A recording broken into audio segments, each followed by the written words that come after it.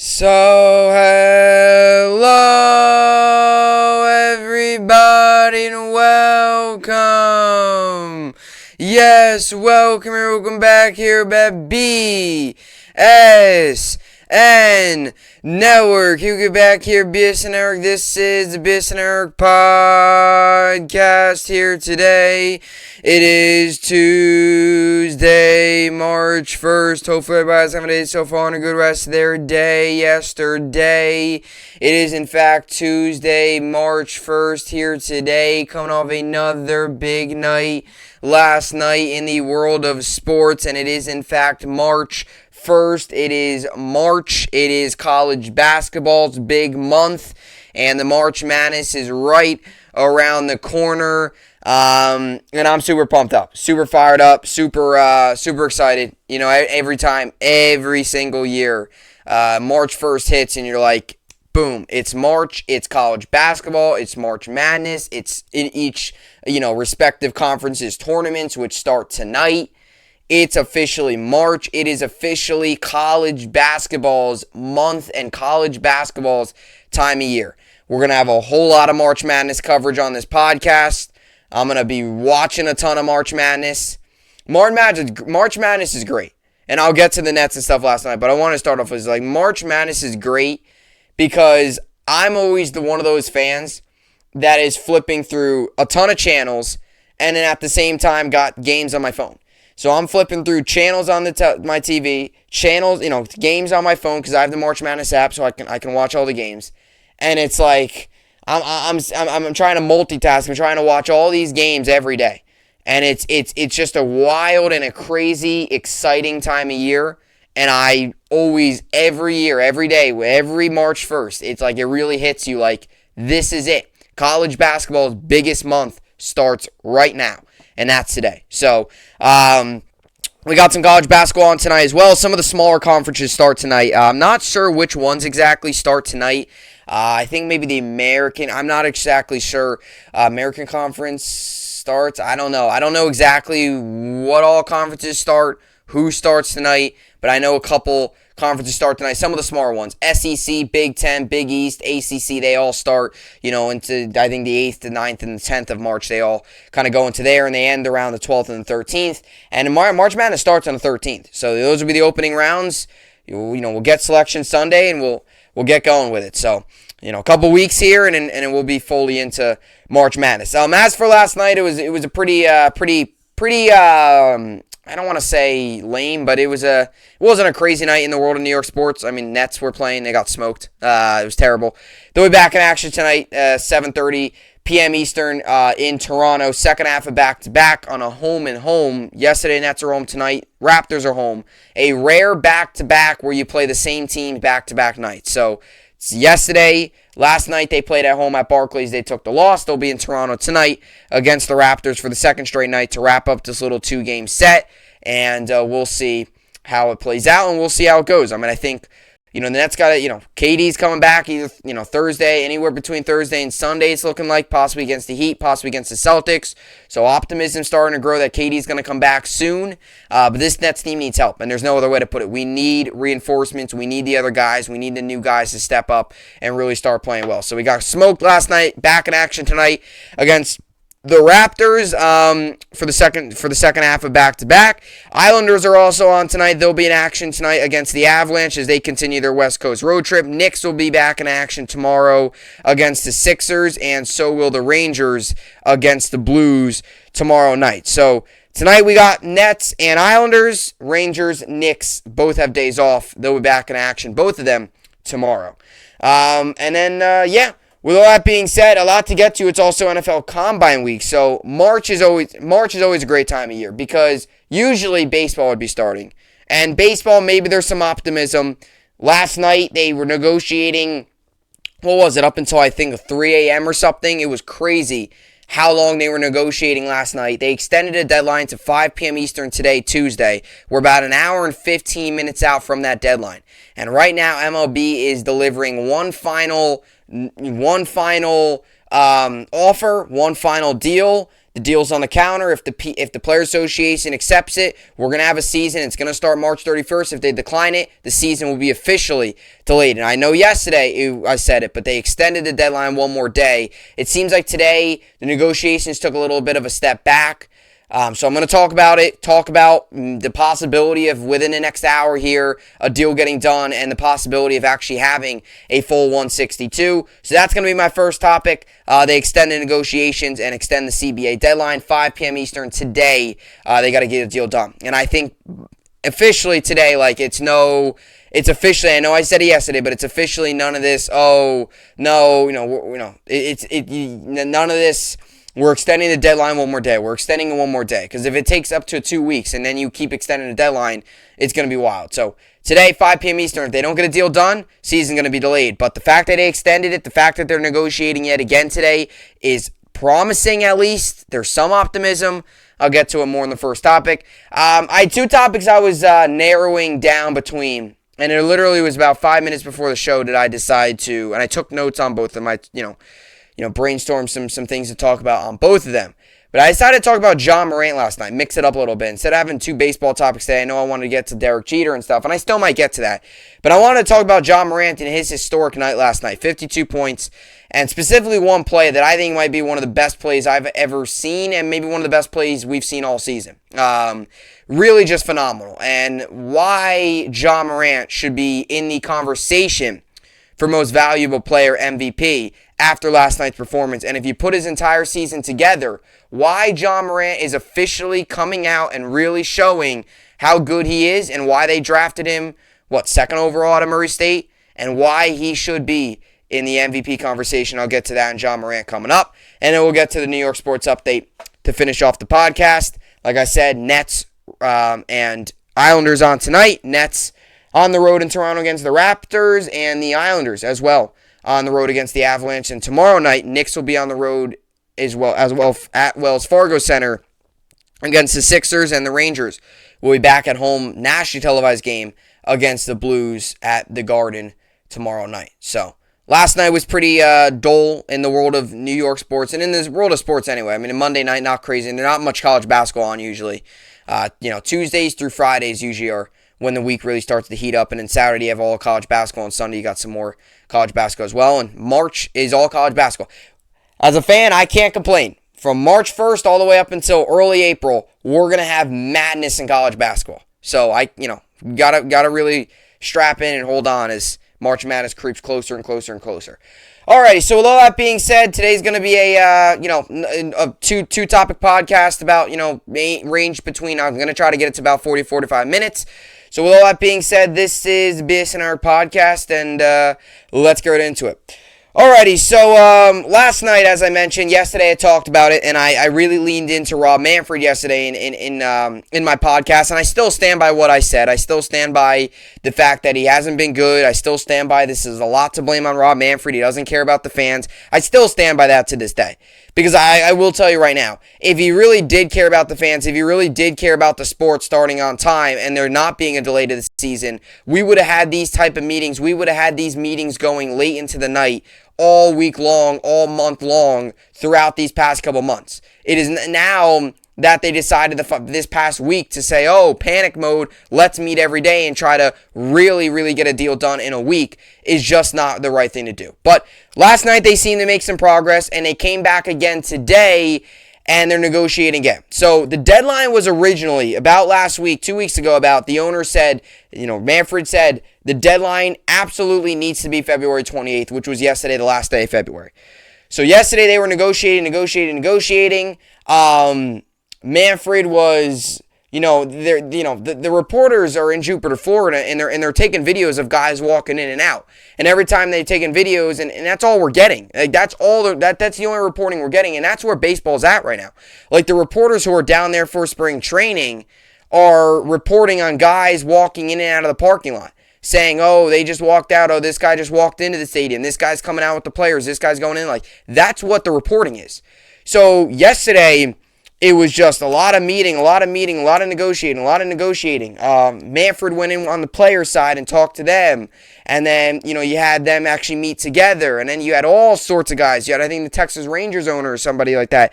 Or, man, I don't even know. So many people are involved in this. So many moving parts. So many pieces that need to come together to get this deal done and truly get a full 162.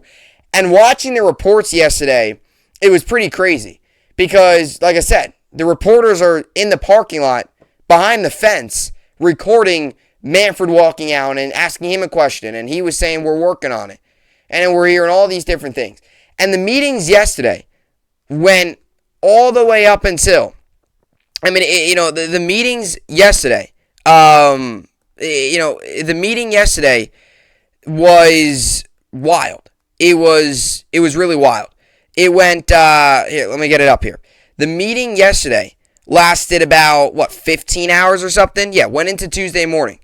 So 15 hours ago, John Heyman reported, current plan is to stay in the stadium and keep talking until a deal is done. Determination to finish this exits. So it exists, So it really is wild how much last night's meetings went on. And look, I'm happy about it. I was happy about it yesterday. I really was. I was really happy to hear that they were at least negotiating, that they were at least somewhat close on talks. And, I got up this morning, I looked at the phone, looked at the notifications, because no, I did not stay up until 2, 3 in the morning following this. To be honest with you, I did not think the negotiations would take that long. I watched the Nets game. I brutally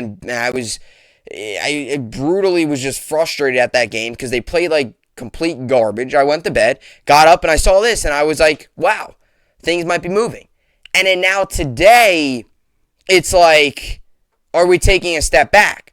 Because last night, it really seemed things were close, like very close to getting a deal done last night. They extended the deadline today, 5 p.m. Eastern, and that's coming up here in about an hour. So probably when I upload this podcast, the deadline will be up, and we'll figure out whether there's going to be a full 162 or not. And today it seems like they've kind of taken a little bit of a step back. Some of the reports, the new reports are the PA, the MLB. The MLB has put their final offer on the table. It's kind of a take it or leave it for the Players Association. If they take it, we got a full season. If they leave it, we don't have a full season. And the MLB and the owners and Rob Manfred's putting the pressure on the players. Because if the players don't accept it, people are going to automatically go ahead and blame the players. But this isn't just the blame on the players. This is a whole lot of Rob Manfred, because I've said it so many times. If Rob Manfred really cared about getting a full season, and these negotiations would have been going on way longer than just this past week and into last night and into today. So, look, like I said, I'm happy they're getting a deal done. Personally, I don't think a deal gets done today, especially with the new reporting. Maybe earlier this morning, I was more optimistic about a deal getting done, but there were new reports coming out. This was just reported about, let's see here. This was just reporting about 2 minutes ago. The lockdown continues, and it says MLB's last offer, and there are slight changes in it from the new proposal. No change in the CBT, starting at $220 million, and all that stuff. So, and it said 6 minutes ago, John Heyman reported MLB has delivered its best offer to the players' unions. They have until 5 o'clock to respond.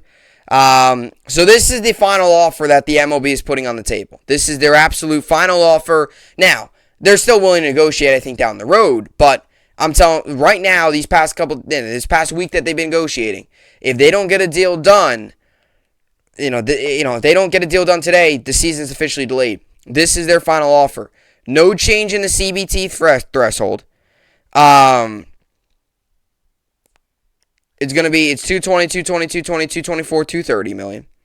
A $5 million increase on the pre-arbitration bonus pool from $25 million to $30 million.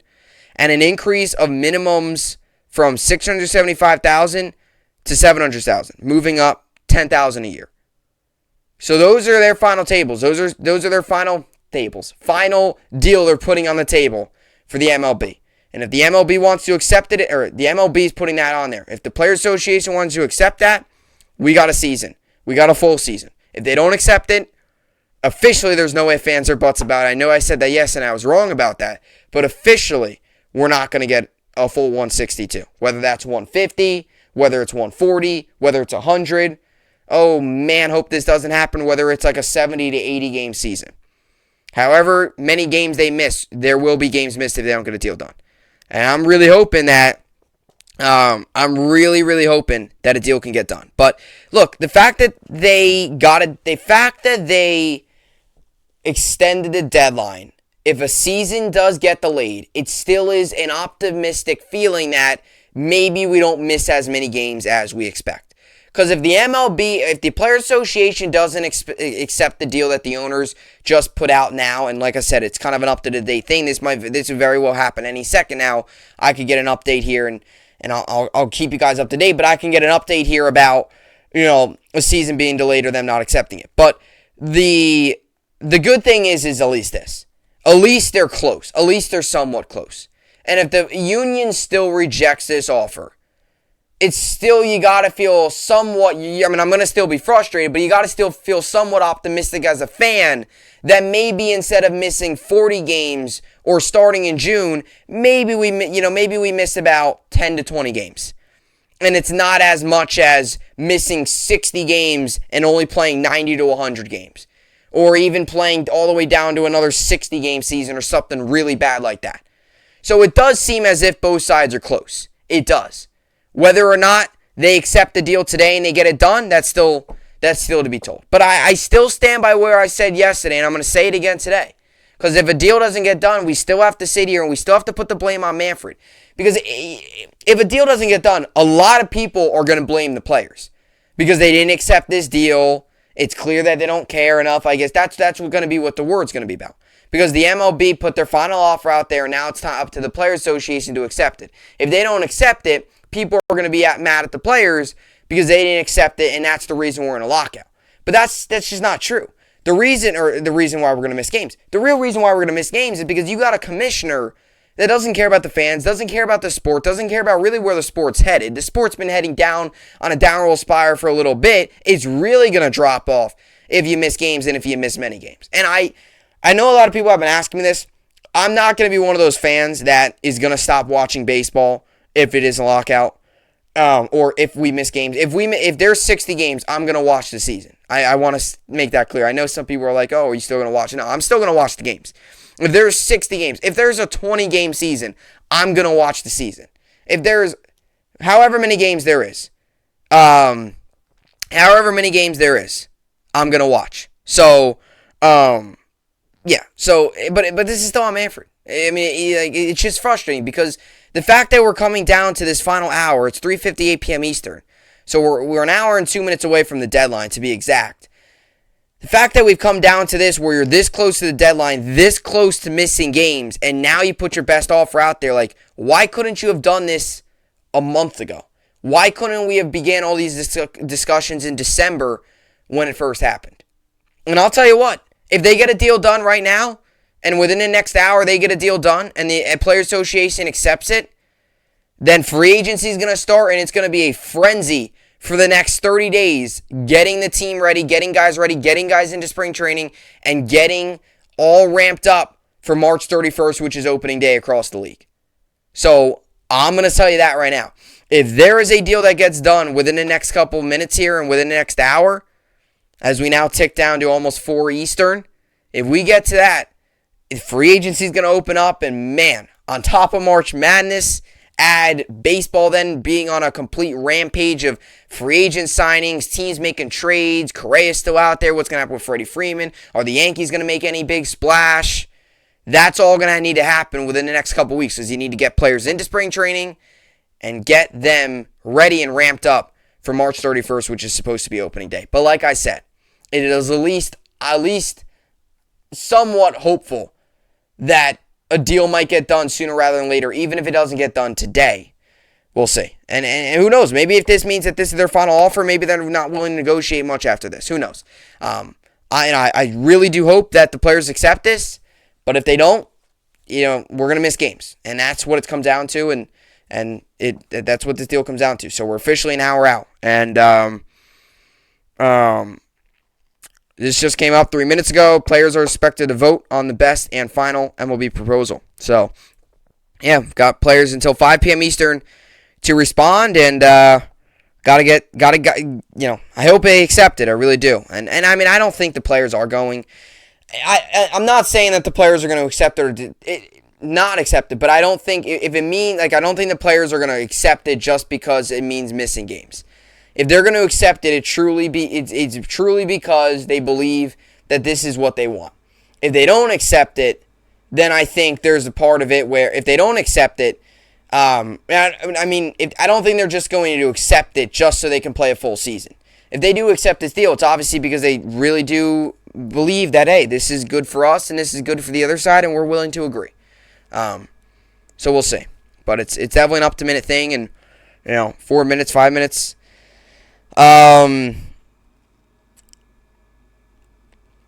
So once the union formally responds in bearing a stunning surprise, MLB is expected to make their official announcement of a delayed 2022 regular season. That was reported about 5 minutes ago. That's the expectation. Nothing's official yet.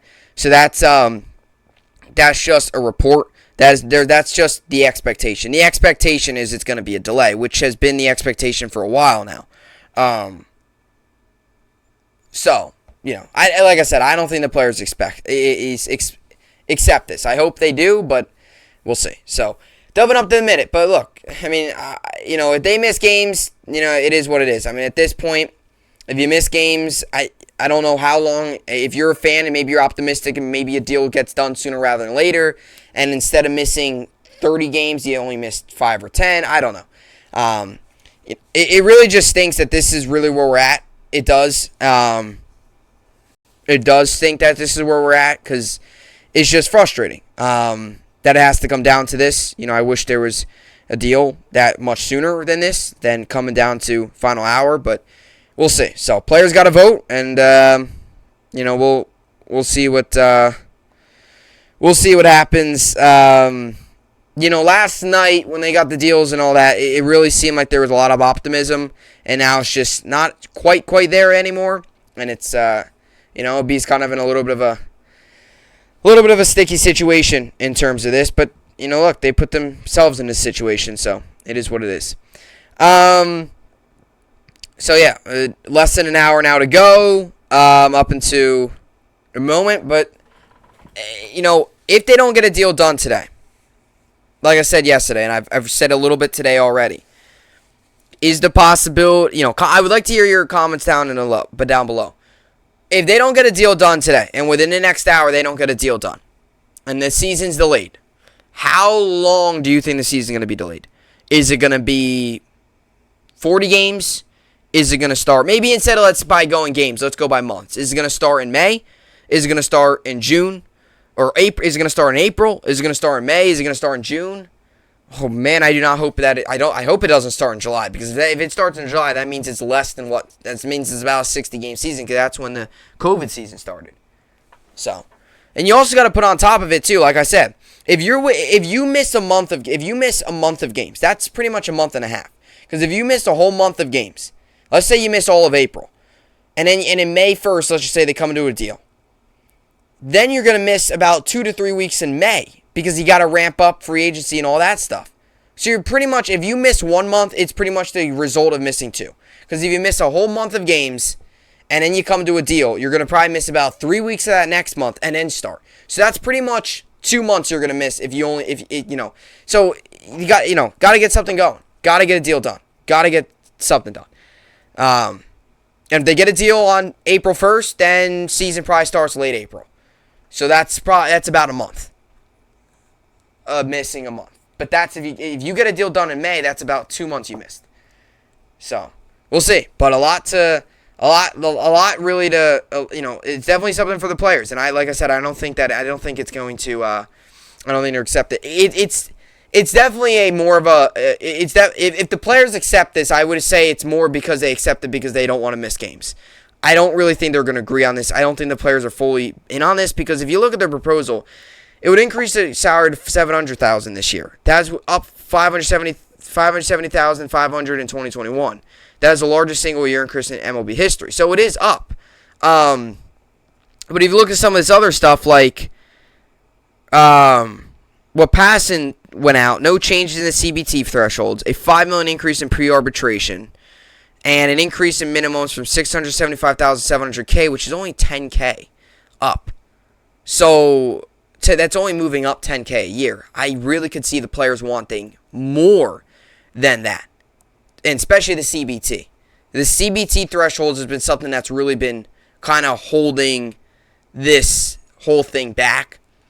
And the fact that they didn't make a change to it, that could maybe be the final decider for the players that they might not want this.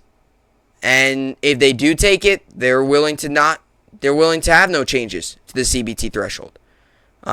Which would definitely be interesting, because that's been a big topic throughout this. In terms of both sides agreeing on a new agreement overall with the CBA. So, anyway, comment down below. I know probably when this video comes up automatically, it's gonna be done. So, we're gonna figure out whether there's a season or not. And if there is a delay, I don't know if I'm gonna talk about it tomorrow, because I kind of talked about it the past 2 days. So if there is a delay, it's kind of gonna just repeating myself. But comment down below. Do you think there's going to be a delay? And if there is a delay when this video comes out, when do you think the season is going to start? May? Is it going to start in April? May? June? Is there going to be no season? I'd like to hear comments in the comment section down below. Alrighty, so that's what I got for MLB extending the negotiations and the up-to-date stuff going on with the negotiations today. Less than an hour for the Players Associations to either agree or disagree on the final deal, and we'll decide whether or not there is a season, a full 162 games. Coming up next, I'm going to get to Ja Morant and his historic night last night. 52 points, one of the better dunks I've seen all season, and really I've seen in a while. And why Ja Morant is really coming out as one of the best in the league, and why he 100% should be in the MVP conversation, and not just because of last night, but if you look at his numbers across the season. We'll get to that and much more coming up next. Alright, so welcome you back here up at the podcast here today, Tuesday, March 1st, the beginning of March, and hopefully a beginning of a very packed March, which should hopefully include spring training, free agency, and basketball as well, both NBA and college, and then obviously hockey season as well, continuing on into March and into April. So last night we got a very nice surprise as NBA fans, as Ja Morant had a huge night. Huge night, leading the Grizzlies to a big win, 118-105 over the San Antonio Spurs. He played 34 minutes, shot 73% from the field. He shot 4 times from 3, made all 4 of them, had 7 rebounds, 2 assists, and he had 52 points. He had 46 points on Saturday the 26th, and he had 52 points last night on the 28th at home against San Antonio, and where he played less minutes than he did on Saturday and got more points than he did on Saturday. And last night was crazy. And every year, almost not every night, but there's always these games or these nights where one guy really pops off. And the next day, it opens up the conversation of, is this guy the best player in the league? Or is this guy an MVP conversation? Or is this guy like Kevin Durant, which we saw throughout the playoffs when he had a big night, is this guy the best player in the world? And then when Giannis won the championship, it was like, is Giannis the best player in the world?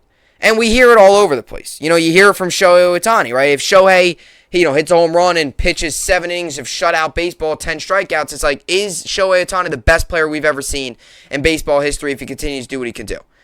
And sometimes fans, myself included, sometimes overreact to those things. Jason Tatum has had games this season where he'll put up 50 or a big night, and people are like, is Jason Tatum a top 5 player in the league? Is he one of the best that we've seen in the league right now? And we always talk about it. Like, you always get those nights where Steph Curry one night will put up the biggest thing, and people will say, is Steph Curry the GOAT? And that's just because of what you saw in the moment. That's just because of how good those players are.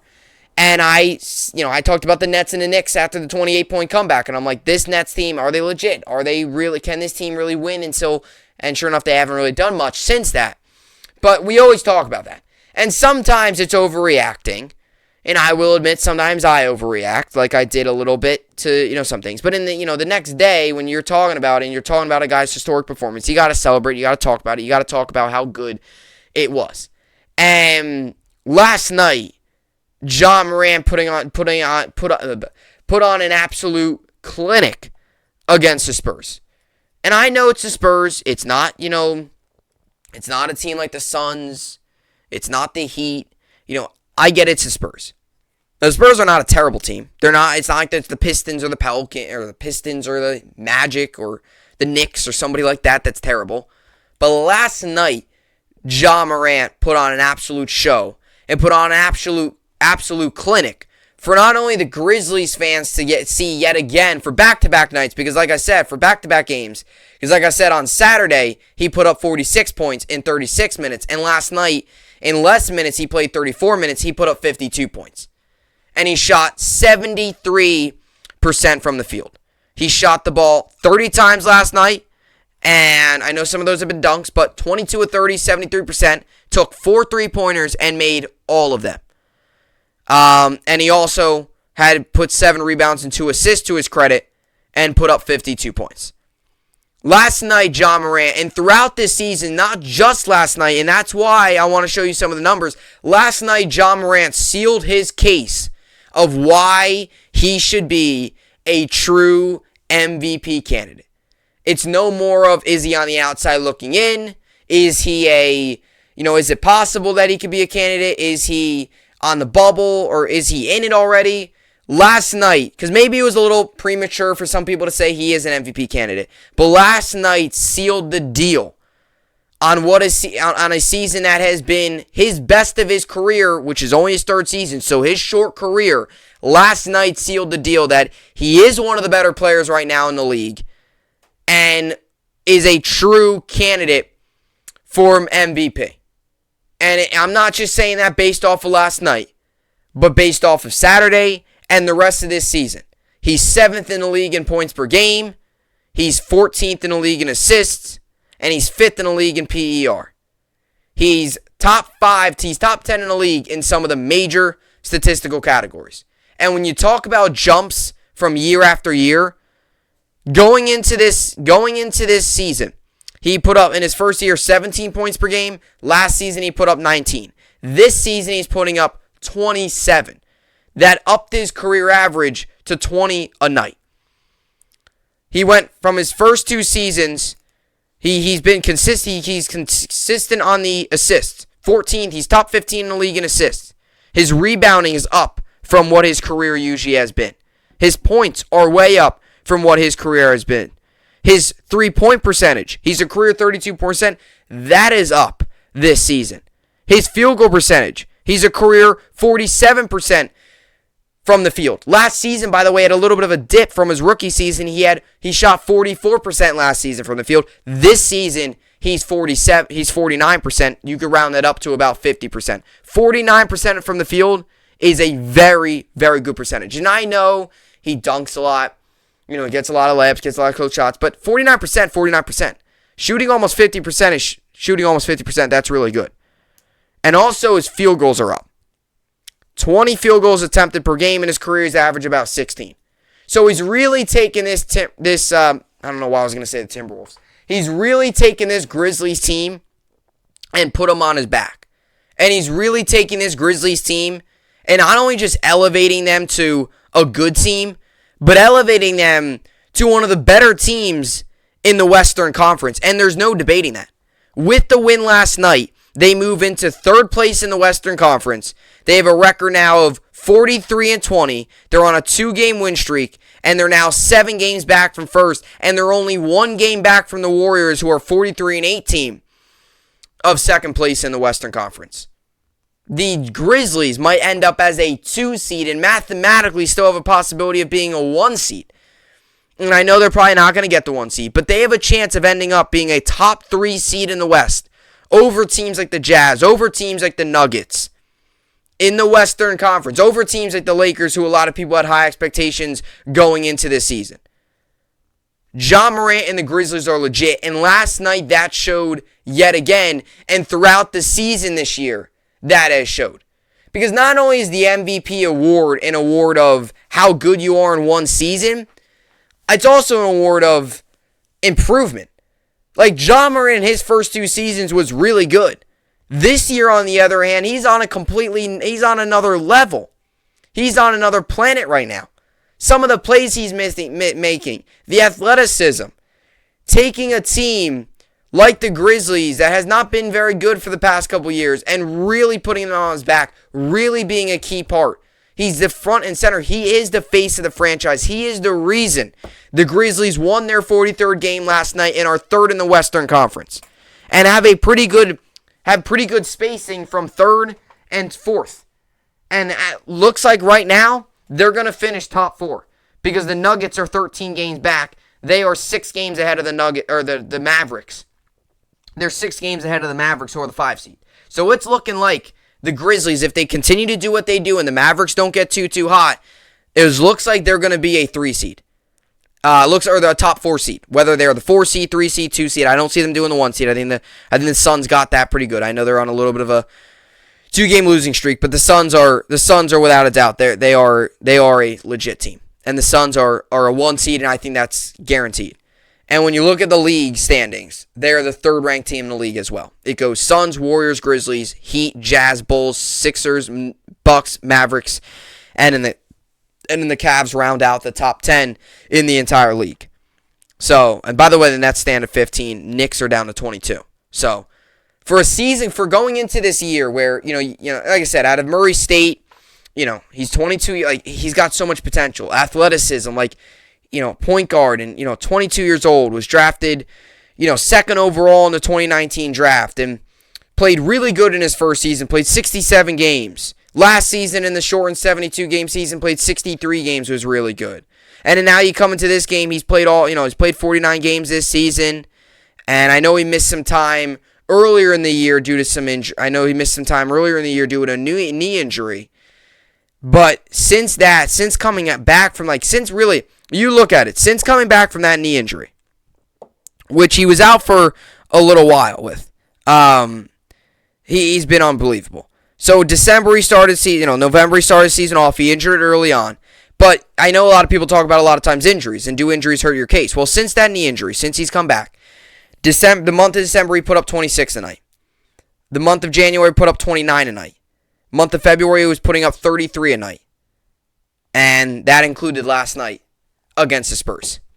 So since that knee injury in November, we can't go back and say, oh, he's kind of made up for the time he missed. He's kind of made up for about the month that he missed. Because what he's done since that injury, what he's done since injury his knee, in November 26th, and he came back obviously on December 20th. Since coming back from that, he has been statistically one of the best players in the league. And I know he missed a big chunk of time, but it's also what he's done in a short time span. He hasn't played 60 games this season. He's played 43 games. He's 7th in the league in points, 14th in the league in assists, 5th in the league in PER, and had a 52-point performance last night, which, by the way, on Saturday, he had 46. So, 52-point performance last night, 46-point performance on Saturday. That just goes to show you how good he is. So, last night, not only did it show you last night why he was so good and why he's a true MVP case, but it also shows you how good he's been this year. And since coming back from that knee injury that he suffered earlier in the season, him and the Grizzlies are a true threat. And there's no doubt about that. And I don't really think there's much argument because last night it showed and it continues to show every night. This Grizzlies team too, you look at it as well. He's leading the team in points, assists, Jackson's in, blocks, but he's leading the team in points. Desmond Bane's been really a nice pickup. Steven Adams has been not bad this year. You've had some nice bench pieces too. Jaren Jackson's been really good. This Grizzlies team is really built, him and Jaren Jackson, this team is really built off of youth and some veterans and just the perfect mix of, guys. And, they have the Celtics coming up. Then they have a really, the Grizzlies got to look at this. They have the Celtics coming up, which is going to be a tough game. That's Thursday, TNT. Then after that, they have a really sweet spot in their schedule. They play the Magic, who have 15 wins. They play the Rockets, who have 15 wins.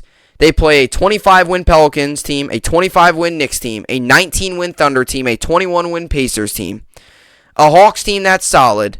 Then they play the Rockets, who have 15 wins. They would play the Nets, but by that point, you got to think the Nets have their guys back. Then they play a 21-win Pacers team. Then they get the Bucks and Warriors, and then they play the 24-win Spurs team. And you go into April.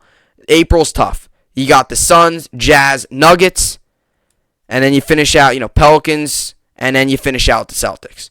So March, the 14 games they have in March, the majority of them are under 500 teams. So last night was a big win. You continue that. If you beat the Celtics, there's a good chance if they beat the Celtics tomorrow night, they're already on a 2-game win streak, and they're already on a 2-game win streak, and they've won, and they're 8-2 in their last 10. So they already are a hot team, and they're already on a 2-game win streak. If they win tomorrow night, there's a good chance they go on a really long win streak. That could be about 6 games? Because if they win tomorrow, that's 1, 2, 3, 4, 5, 6, 7. There's a good chance they win 9 games in a row if they win tomorrow, including the 2 that they've already had. Because you have the Celtics tomorrow on Thursday, and then you have the Magic, 15 wins, Rockets, 15 wins, Pelicans, 25 wins, Knicks, 25 wins, Thunder, 19 wins, Pacers, 21 wins. And then you have a Hawks team that has 29 wins. They're 2 games below 500. They're a beatable team. And then you have the Nets, then the Pacers, winnable. Bucks, Warriors, tough, and then you have the Spurs. You could win about 12 of your 15 games that you have coming up in March. There's a really good possibility that happens. 12 of your 14 games you have coming up in March, there's a good chance. Because you got to assume, let's say you beat the Celtics and everything goes as planned. You have the Nets, Bucks, Warriors are true threats. So you might find a way to win one of those games and lose the next 2, and maybe you win 2 out of those 3. Maybe you don't win any of those, but you got to take advantage. They have a really weak stretch coming up in their schedule for Morant, not only to just continue to propel himself, but for this team to continue to get better. So, not only was it last night that he showed, I think last night was kind of the icing on the cake of why he should be in the true conversation, not on the outside looking in, or, maybe if he continues to play better. No. The progress that he's made from year 1 to year 2, and now year 3 has made that huge year 3 jump. Since he's come back from the injury, the players he's been has been phenomenal, has been awesome, has been unbelievable. In the 40 whatever games it's been this season that he's played, he's been phenomenal. Back-to-back 40-plus point nights, had 46 points on Saturday, 52 last night. A Grizzlies team that's 23 games above 500 has a real good chance, if you beat the Celtics on Thursday, to get on a 9-10 game win streak based off of what their schedule brings coming up. And this Grizzlies team's legit. And last night and throughout this season, it has shown John Morant deserves to be a true MVP candidate. Alrighty, so let's get to the rest of the podcast here today. As for basketball, we got some games on tonight. We got 6 games on tonight. Wizards, Pistons, I'll give Wizards the win. Celtics, Hawks, I'll take the Celtics. Clippers, Rockets, I'll take the Clippers. Warriors, Timberwolves, I'll take the Warriors. And Mavericks, Lakers, I'll take the Mavericks. Nets, Raptors are on tonight. Raptors come into this game 33-27. Nets come into this game 32-30. Raptors are 9-point favorites. The over-under is set at 218. This game goes on tonight, 7:30 p.m. Eastern. You can find us on TSN, which is Toronto Sportsnet. You can also find it on Yes Network. 64% of people in the Raptors win. The Nets right now just aren't healthy enough. They just don't have enough people. They just don't have enough talent right now. I think the Raptors win. I hope I'm wrong, but it's just the reality. They're just not good enough right now to beat some of these better teams.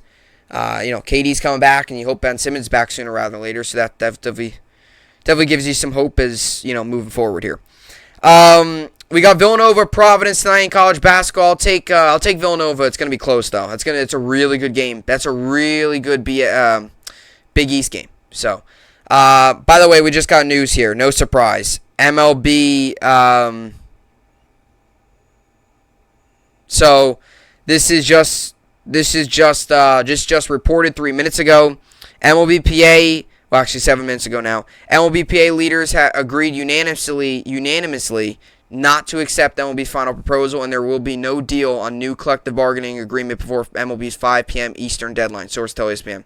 MLB has threatened to cancel its March 31st opening day without a new deal. So it's officially declined. So officially, there will be, looks like no opening day, March 31st. So really let that sink in. It stinks, but it's officially that the season looks like it's going to be delayed. So it's not official yet. I guess they officially got to. So they officially rejected it. I guess it's just, once the 5 p.m. Eastern deadline officially hits, I guess it's officially delayed, but a lot of official. But they delayed. I mean, they declined it. No surprise there. So either way, Tennessee, Georgia, I'll take Tennessee. Ohio State, Nebraska, I'll take Ohio State. Duke, Pittsburgh, I'll take Duke. Kansas, TCU, I'll take Kansas. Houston, Cincinnati, I'll take Houston. Purdue, Wisconsin, I'll take Purdue. And then Arizona, USC. I'm going to take USC. I'll take USC. Kentucky, Ole Miss tonight. Kentucky comes into this game the 7th-ranked team in the nation. They are 23-6. Ole Miss comes into this game unranked and at 13-16 on the season. Kentucky is a big 16.5-point favorite. The over/under is set at 139. This game is on tonight, 7 p.m. Eastern on ESPN. Percentages for how many people think will win this game is not out yet. I think Kentucky wins. It's senior night. There's going to be a little bit more energy. You know, guys playing their final game at Rupp Arena, and then you got Saturday will be their final game of the season, and then you get into the SEC tournament and March Madness. So really hoping tonight you get off to a quick start, build some confidence and momentum as you head into Florida on Saturday, and then into March Madness and SEC tournament and the rest of March and Madness and craziness that comes with college basketball. As for tonight in the world of hockey, we got the Devils, Blue Jackets. I'll take the Blue Jackets. Flyers, Oilers. I'll take the Oilers. Lightning, Senators. I'll take the Lightning. Red Wings, Hurricanes. I'll take the Hurricanes. Canadians, Jets. I'll take the Jets. Wild, Flames. I'll take the Flames. Avalanche, Islanders. I'll take the Avalanche. Bruins, Ducks. I'll take the Bruins. And Sharks, Golden Knights. I'll take the Golden Knights. And tonight in the world of for the NBA, despite there being 6 games, I only have one player. And I'm currently winning 239-187. John Morant last night got a big night for me, like I've mentioned today. He had me 70 points last night. So he's the 8th-ranked point guard in fantasy basketball. And tonight I got John Collins, who is out right now.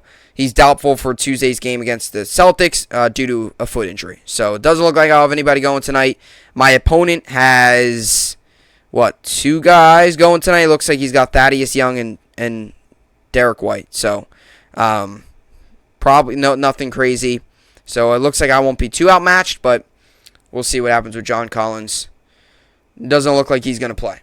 So, either way, that will do it for the podcast. I don't really know what to name this video now because it's officially delayed the season officially. So, I guess I could always just call it MLB update, MLB lockout update. I know I did an MLB lockout yesterday, but I guess I could call it an update. I mean, I talked about it, so I'm probably not gonna talk about it tomorrow, unless if something comes out about how long the season is gonna be delayed. Like if they say it's gonna be delayed a month, then I'll talk about it. But if it just says the season's delayed, that can mean so many things. So, I want to get to some combine stuff. Today was the first day of the combine.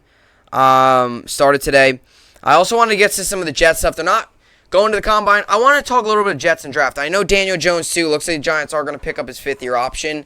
So I kind of want to talk about that. There's some football stuff I want to get to, too. But with basketball and baseball and with the baseball stuff going on, I wanted to get to some of that stuff. So I do plan on talking some more football. I know I haven't talked about the Jets much at all. On this podcast recently because it's been the off season, but I definitely, with free agency now just a couple weeks away, starting in March, the draft now about officially 2 months away now. It's late April, so pretty much almost 2 months away. So with all that happening, I definitely NFL off season starting to really ramp up, draft process starting to really ramp up. So definitely for me, I'll probably start to ramp up more of my Jets and Giants offseason talk with some stories involving those 2 teams. So, That will do it for the podcast today, though. Another good one in the books. Tomorrow, might get to some Jet stuff. Still figuring it out. Like I said, got to play it by ear with sports because anything could happen in terms of breaking news and big thing that happens. And I know Kyler Murray, and there's been so much going on around the NFL. So that will do it for the podcast today. As always, I will see you all back here tomorrow. Hope you enjoyed it, and thanks for watching.